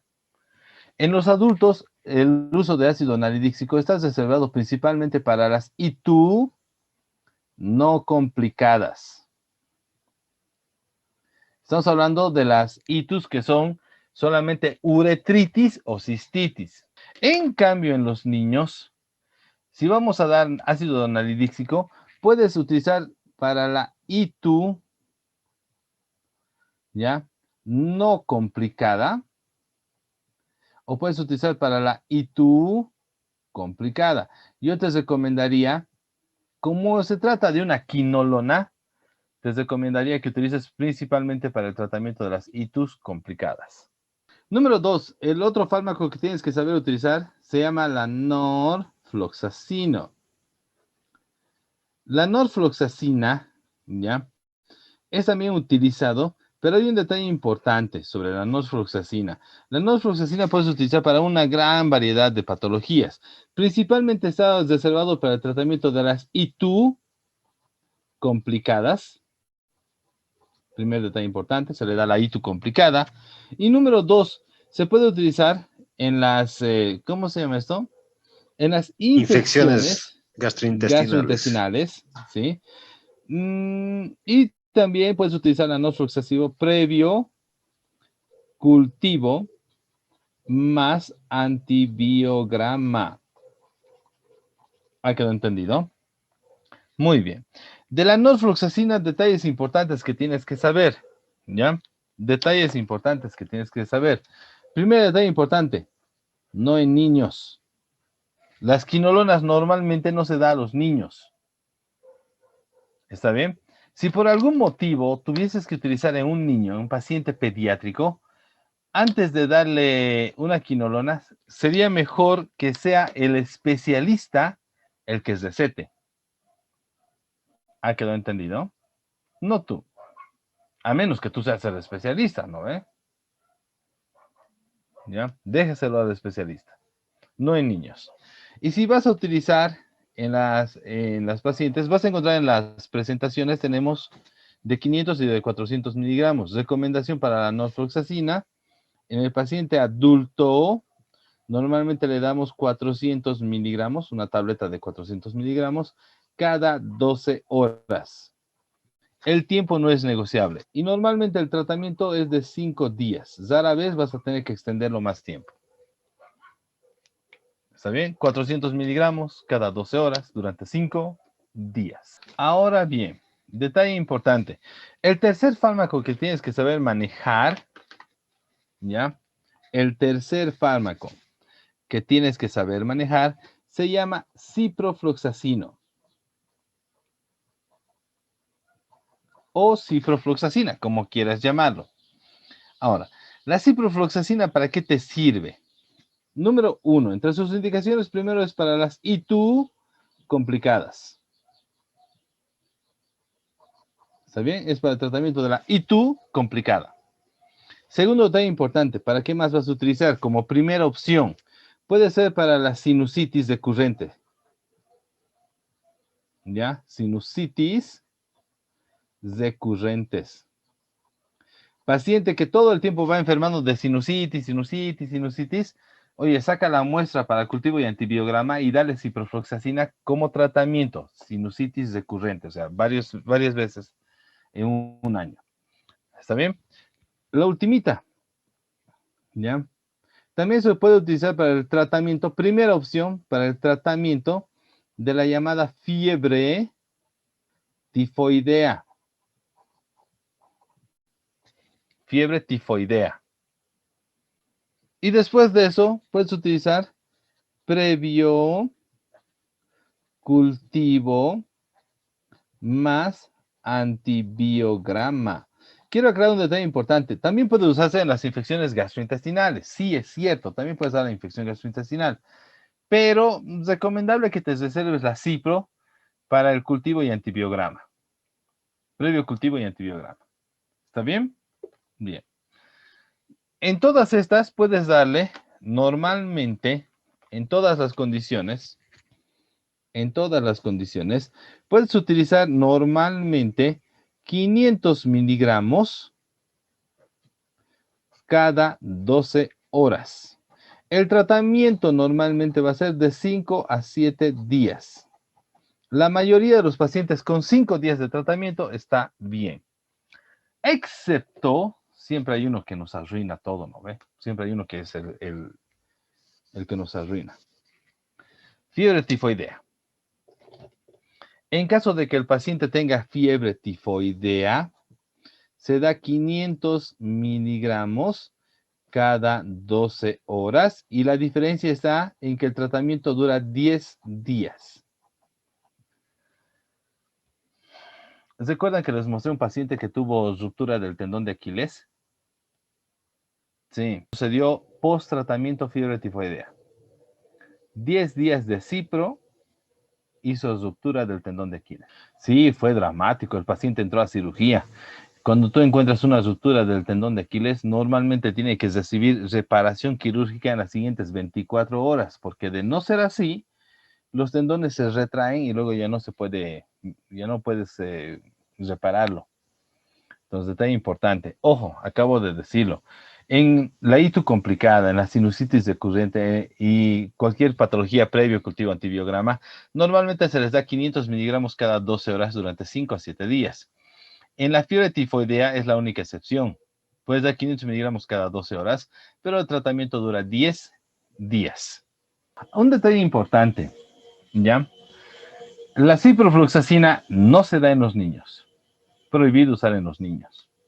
La ultimita. El fármaco que todo el mundo quiere usar por moda. Levofloxacino. En la de levofloxacino vamos a tener un par de recomendaciones. En primer lugar, es un excelente fármaco. Yo no tengo nada que observar. El fármaco es bueno. El problema es para qué usas. Si tú vas a utilizar ese fármaco para todo, pronto ya no va a servir para nada. Le va a pasar lo mismo que al cotrimoxazol. Si tú vas a utilizar este fármaco para todo, pronto no va a servir para nada, porque le va a pasar lo mismo que al cotrimoxazol. En ese sentido hay que cuidar el fármaco. Te vamos a dar una recomendación. Recomiendan que la levofloxacina sea utilizado previo cultivo antibiograma. Primero cultivo antibiograma. Una vez que sabes cuál es el agente infeccioso y que es sensible al uso del levofloxacino, recién le vamos a dar. Número 1.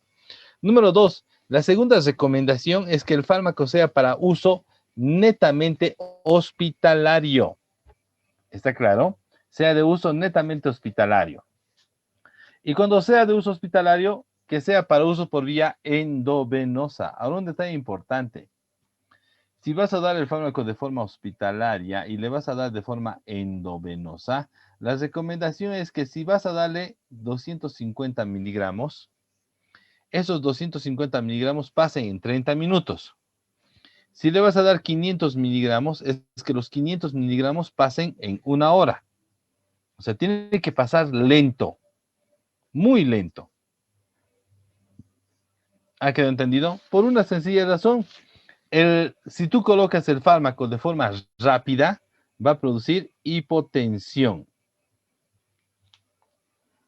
Y muchas veces solamente se arregla con expansores de volumen. Significa que vas a tener que darle muchas soluciones. Expandir volumen. Ahí está. Lo que acabamos de ver de la levofloxacina, no usar en niños, que si vas a dar por vía endovenoso, que sea lento.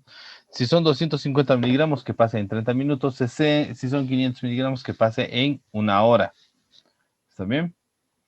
Porque pueden producir hipotensión. Ahora nos toca hablar de un grupo muy importante, que son los nitroimidazoles. Nitroimidazoles. Cuando estamos hablando, doctores, de los nitroimidazoles, siempre tenemos, ¿cómo se puede decir? Siempre tenemos algunas ideas sobre que solamente sirven para parásitos. Y eso no es cierto. En primer lugar, de los nitroimidazoles, estos fármacos tienen una amplia gama de acciones. Amplia gama de acciones. De todos los nitroimidazoles que hay, por ejemplo, el tinidazol, ¿ya? Tinidazol, el ornidazol, ¿ya? El metronidazol,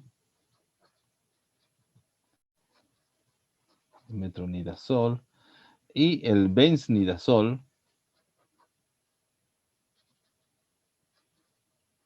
El fármaco número 1 utilizado a la fecha es el metronidazol. Claro, hay más. Pero toditos ellos comparten un aspecto muy, muy importante. Toditos ellos comparten un aspecto muy importante. ¿Ya? Estos de acá, tinidazol, nidazol y metronidazol, te sirven para gérmenes gram positivos, gram negativos, aerobios y algunos de los anaerobios. Algunos de los anaerobios, no todos. Y te sirven también para gérmenes protozoarios. ¿Está bien? Y cuando decimos protozoarios, estamos diciendo que te sirve para el tratamiento de la amebiasis, ¿ya? Las yardiasis y las tricomoniasis. ¿Ha quedado entendido? ¿Ha quedado entendido? Te sirve para las amebiasis intestinales, para las que son producidas por entoameba histolítica, para la yardiasis producida por la Yardia lamblia y las tricomoniasis producida por la, ¿cómo se llama? Tricomona mesnelis, algo así creo que es, ¿ya? Que son infecciones de transmisión sexual. ¿Ha quedado entendido? Ahora, el fármaco que mejor funciona a la fecha y demuestra que los clásicos nunca pasan de moda es el metronidazol. ¿Tinidazol y ornidazol pueden ser lo mismo? Sí, pero el metronidazol sigue siendo el favorito de todos. Ahora bien, el benznidazol sí te sirve todavía para lo mismo, pero el benznidazol actualmente tiene una sola indicación y es el tratamiento para la enfermedad de Chagas. Detalle importante, pregunta de examen. Tratamiento de la enfermedad de Chagas. Si te lo estás preguntando, para el tratamiento de la enfermedad de Chagas hay solamente 2 fármacos que son aprobados. Uno es el benznidazol y el otro es el nifurtimox. Enfermedad de Chagas, benznidazol y nifurtimox. Tienen actividad antibacteriana, actividad antiprotozoarios. Los más utilizados son el metronidazol, tinidazol, nidazol.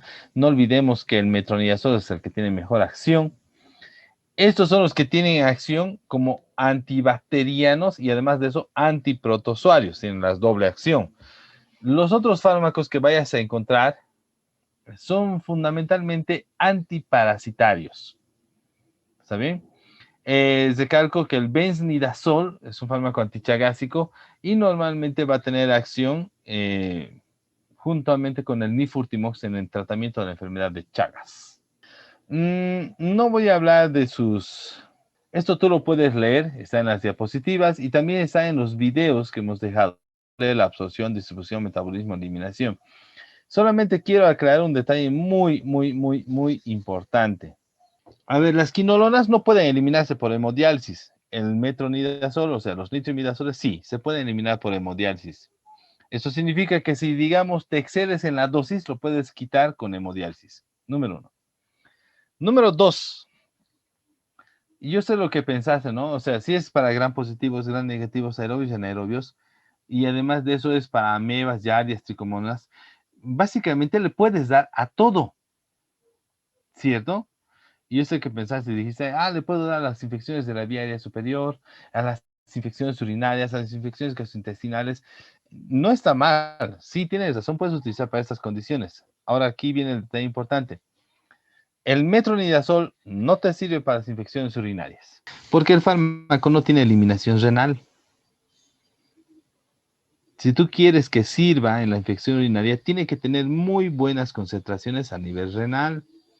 El fármaco no tiene concentración o no tiene una muy buena concentración a nivel renal. Entonces, su eliminación es hepática. Debido a que su eliminación es hepática, por eso va destinado fundamentalmente para el tratamiento de las infecciones gastrointestinales. Bueno, eso tú vas a poder ver. Básicamente los nitroimidazoles lo que van a hacer es hacer que el compuesto nitro, o sea, tenemos algo que se llama base nitrogenada, ¿cierto? Cierto, pues se llama nitroimidazoles porque van a actuar en la base nitrogenada. Hacen que la base nitro, la parte nitro, se convierta en un compuesto tóxico y dañe al ADN, al resto del ADN. ¿Ya? Causa la muerte celular. Las quinolonas son mucho más activas en la etapa de división celular. Entonces, cuando la célula entra en división, es mucho más activo. Ojo, los nitroimidazoles son más activos en cualquier momento. No necesita que entre en división celular. Pueden actuar en cualquier momento. Basta que encuentren a la célula si tiene base nitrogenada o no. Así de simple. Todo lo que tenga base nitrogenada va a sonar, va a ser atacado por el nitroimidazol. Entre sus efectos adversos, tiene muchos efectos adversos.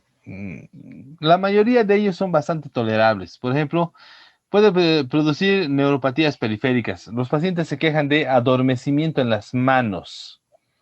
Una sensación molesta, no dolorosa, pero sí molesta a nivel de los miembros superiores e inferiores. Algunos pacientes van a presentar, ¿cómo se podría decir esto? Náuseas, vómitos. Algunos pacientes que toman metronidazol te van a decir, doctor, todo lo que pongo en la boca siento como si fuera monedas, como si fuera de metal, ¿ya? Entonces uno de los efectos adversos es este sabor metálico que deja en la boca. Sabor metálico en la boca, ¿ya? Puede llegar a producir fiebre, puede llegar a producir rash cutáneo, puede llegar a producir prurito. Eso normalmente cede, ¿ya? Puede producir toxicidad a nivel del sistema nervioso central.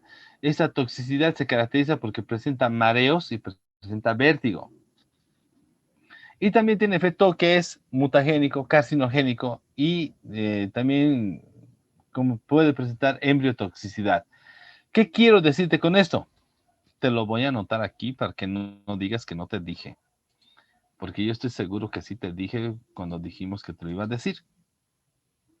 ¿Ya? Sí, embriotoxicidad.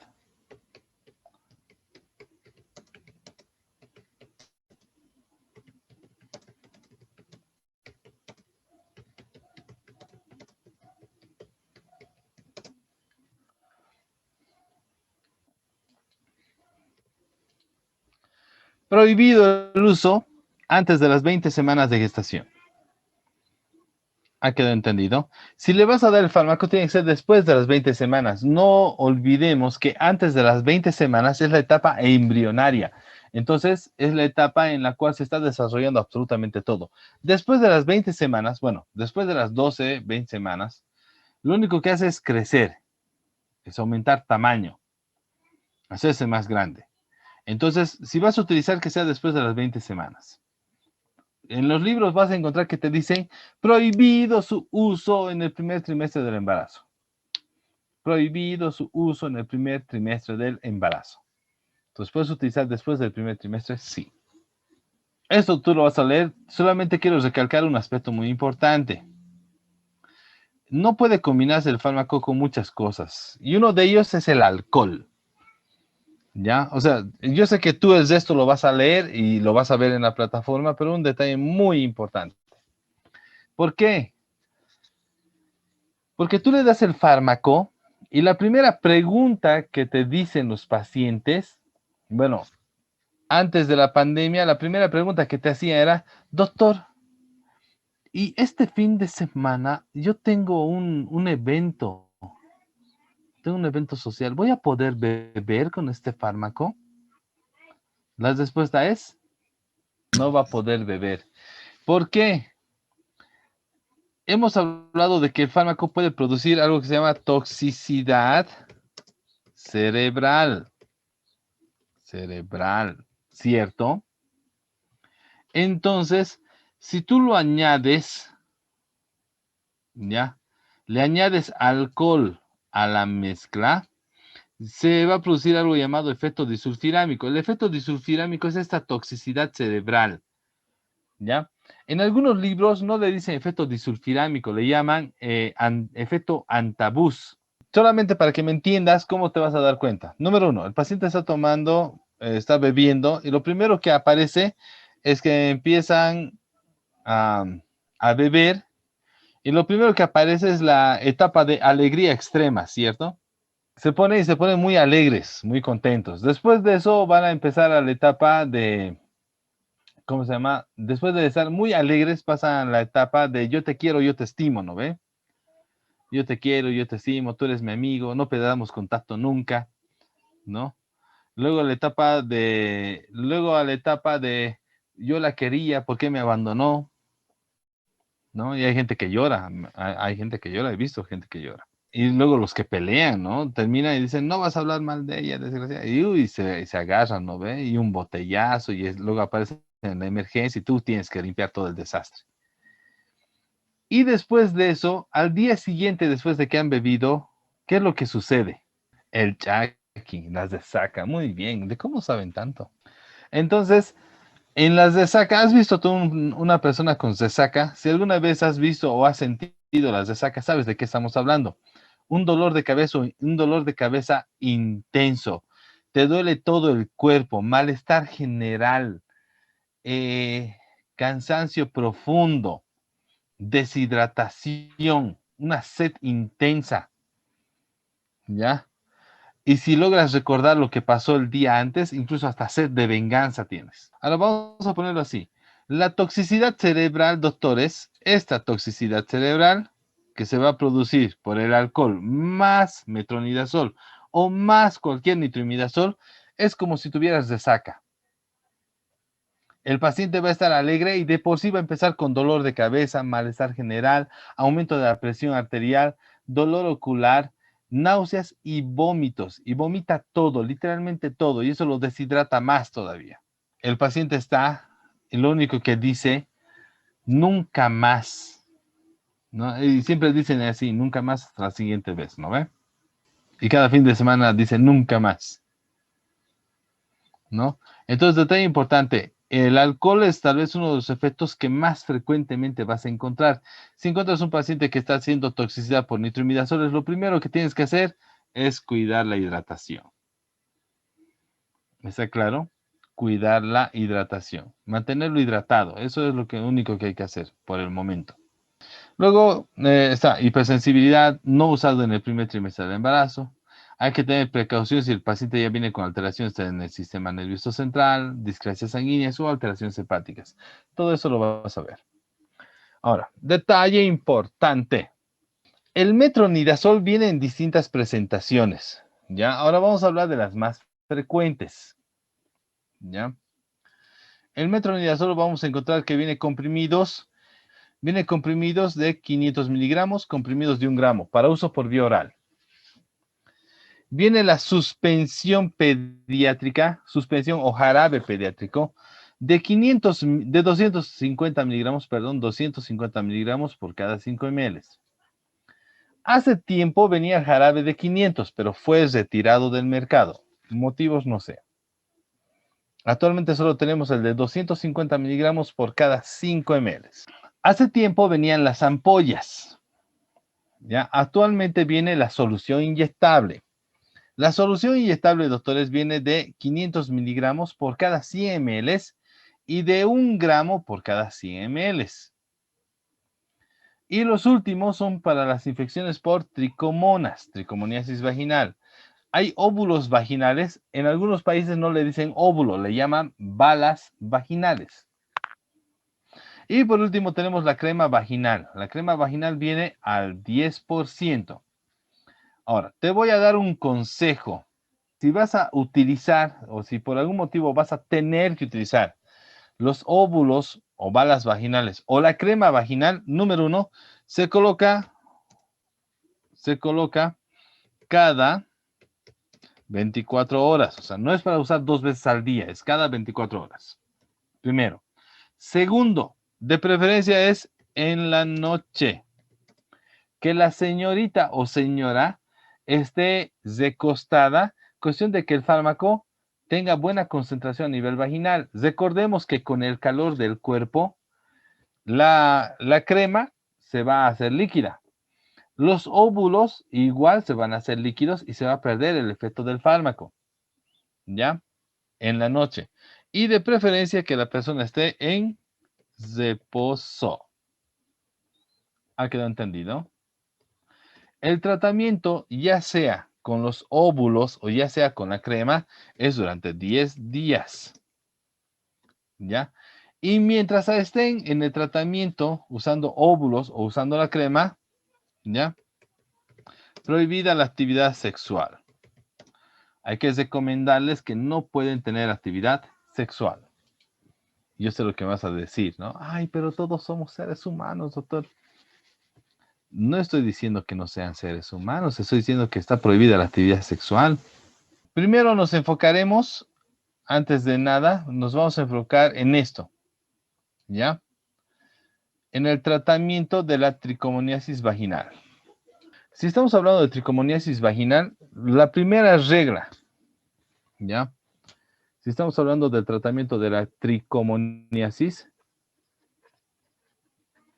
la primera regla, doctores, es que el tratamiento es a la paciente, o sea, a la paciente mujer, y también hay que darle tratamiento a la pareja. ¿Ha quedado entendido? No te sirve de nada darle tratamiento solo a la pareja o darle tratamiento solo a la paciente. ¿Por qué? Porque el momento que hay actividad sexual se van a volver a contaminar los dos. Ya, si le das tratamiento a la paciente, pero no le das tratamiento a la pareja va a volver a recontaminar a la paciente. Si le das tratamiento a la paciente, si le das tratamiento a la pareja, pero no le das tratamiento a la paciente va a volver a contaminar a su pareja.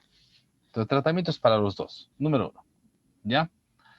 Hay distintos esquemas de tratamiento, ¿ya? Por ejemplo, Hassison dice que hay que darle, aquí está, Hassison, ¿saben qué es Hassison, no ve? 1 gramo vía oral a la paciente y a la pareja y listo. Es lo que dice Hassison, 1 gramo a la paciente, 1 gramo a la pareja y ahí acabó el tema. Se ha podido evidenciar que hay muchas veces tricómonas que son resistentes al tratamiento o que hacen que el tratamiento sea más complicado. ¿Cuál es la recomendación que hay en el libro de gineco-obstetricia de Schwartz? Entonces estamos hablando con el especialista que es Schwartz, gineco-obstetricia de Schwartz. ¿Ya? ¿Qué dice él? Primero, a la pareja del paciente y a la paciente, ¿qué vamos a hacer? Le vamos a dar 1 gramo vía oral cada 12 horas. 1 gramo vía oral cada 12 horas. ¿Ha quedado entendido? Esto es por 2 días. 1 gramo vía oral cada 12 horas por 2 días. ¿Ya? Y para evitar o para asegurarnos de que no vaya a volver a haber tricomoniasis, al menos no en la paciente, vamos a complementar el tratamiento dándole, puede ser los óvulos o puede ser la crema por 10 días añadidos. O sea, durante 2 días va a tomar los comprimidos y va a usar la crema o los óvulos durante 2 días. Y después 8 días más solamente crema y óvulos. La pareja nada, solamente con esos 2 gramos por día durante 2 días, con eso se arregla. Eso por una sencilla razón. Este esquema de Hassison,